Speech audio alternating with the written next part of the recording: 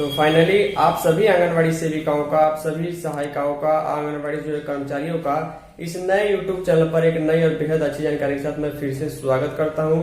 आप लोगों से उम्मीद रखूंगा कि आपने चैनल को सब्सक्राइब जरूर कर लिया होगा। इस वीडियो में आप सभी को बेहद अच्छी जानकारी देखने को मिलेगी, क्योंकि सरकार ने FRA से THR वितरण करने का निर्देश तो दे दिया है।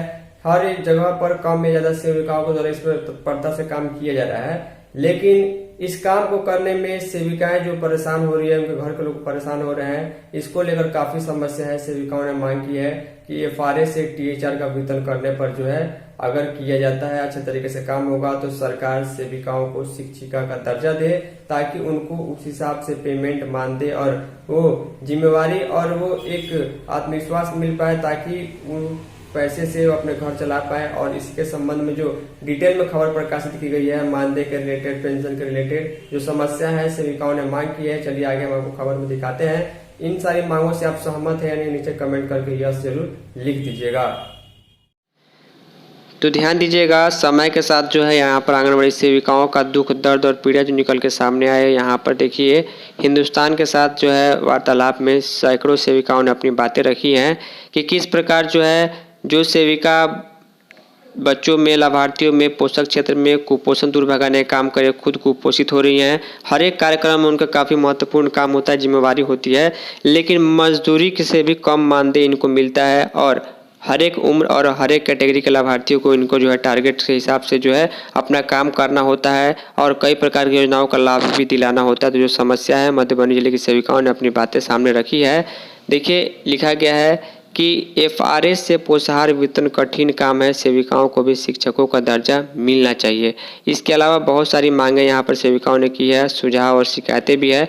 इन सारी मांगों से, इन सारी बातों से आप लोग सहमत हैं या नहीं है, एग्री है या नहीं है? अगर एग्री हैं तो नीचे यस लिख के कमेंट में जरूर व्यक्त कीजिएगा। लिखा गया, मधुबनी जिले में 5,000 से अधिक आंगनबाड़ी केंद्र चलते हैं, अधिकतर केंद्र किराए में चलते हैं। लिखा गया है कि उनकी समस्याओं पर कोई भी सरकार या विभाग ध्यान नहीं दे रहा है। 6 वर्ष से कम उम्र के बच्चे, गर्भवती, धात्री, किशोरी तक के लाभार्थियों को, कैटेगरी वाले लोगों को सेविकाओं की ओर से ध्यान रखना पड़ता है। उनके स्वास्थ्य, उनके वैक्सीनेशन, साफ सफाई, सभी चीज़ों पर ध्यान रखना पड़ता है। सेविकाओं का कहना है कि कुपोषण दूर करने वाली सेविका खुद कुपोषण का शिकार हो रही है। इन दिनों FRA से जो THR वितरण, पोषाहार वितरण करने का निर्देश है, इसमें जो है सेविकाओं को बेहद परेशानी आ रही है। OTP को लेकर के, फोटो कैप्चर को लेकर के, फोटो मिसमैच को लेकर के, नेटवर्क को लेकर के, और ये सब काम करने के लिए जो सबसे महत्वपूर्ण और जरूरी संसाधन एक अच्छा मोबाइल, सेविकाओं के पास सरकारी मोबाइल उपलब्ध नहीं है, जिससे वो निश्चिंत होकर एक काम कर पाए। घर के मोबाइल से वो परेशान होकर काम कर रही हैं।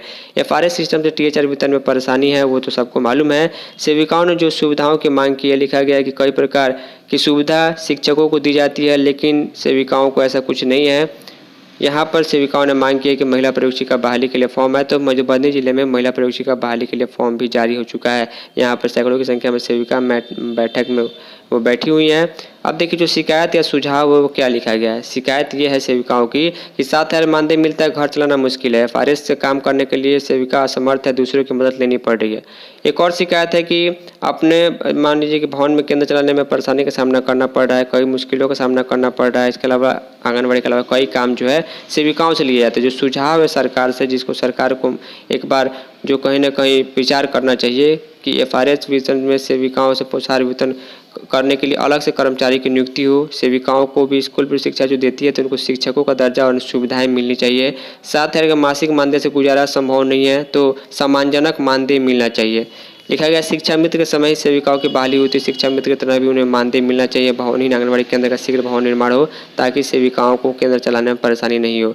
जो दुख है, जो समस्या है, सैकड़ों सेविकाओं ने अपनी बातें की है। किसी का FRA को लेकर के है, किसी का मानदेय को लेकर के है, किसी का पेंशन ग्रेच्युटी के संबंध में जो मांग है, उस पर सरकार निर्णय लेगी नहीं लेगी, सरकार और विभाग के ऊपर है। फिलहाल आप खबर में देख पा रहे हैं किस प्रकार जो दुख है, ये सारी चीज़ें हर एक जिले में ये प्रॉब्लम चल रही है। उम्मीद करूंगा सरकार कुछ न कुछ निर्णय ले, क्योंकि इलेक्शन का समय है। इस वीडियो में इतना ही, धन्यवाद।